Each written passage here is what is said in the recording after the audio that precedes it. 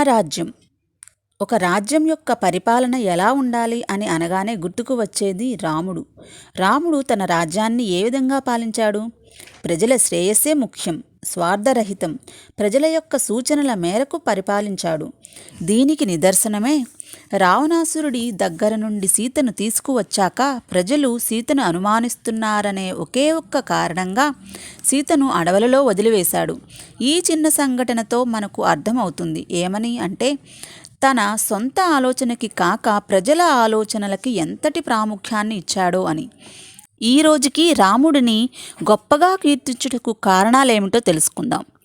Number 1, కష్టాలు అనుభవిస్తాడని తెలిసినా కూడా తల్లిదండ్రుల మాటను గౌరవించడం.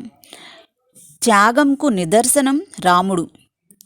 నెంబర్ 2, బ్రహ్మచర్యం పాటించడం.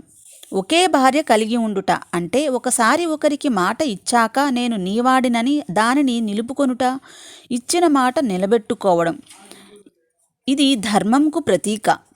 ఈ రోజుకి ప్రతి స్త్రీ రాముడు లాంటి భర్త కావాలని కోరుకుంటారు. అలాగే ప్రతి పురుషుడు సీతలాంటి భార్య కావాలని కోరుకుంటారు. ఇక నెంబర్ 3, సత్యం గెలవడం. సత్యం అంటే ఏమిటి? మాయలు, మంత్రాలు అనే అబద్ధాల ముందు నిజం ఎప్పుడూ గెలుస్తుంది. రావణాసురుడు ఒక అబద్ధం అంటే అతనిలో ఉన్న అసుర శక్తి. రాముడు ఒక నిజం అంటే అతనిలో ఉన్న దైవశక్తి. సో సత్యం అనే దైవశక్తి ఎప్పుడూ గెలిచి తీరవలసిందే.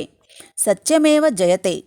సో ఫైనల్లీ రాముడు అంటే సత్యం, ధర్మం, త్యాగం. ఇక నుండి మన రాజ్యం రామరాజ్యంగా వెలగాలి అని ఆశిస్తూ మీ మణిమాధవి. జై శ్రీరామ్.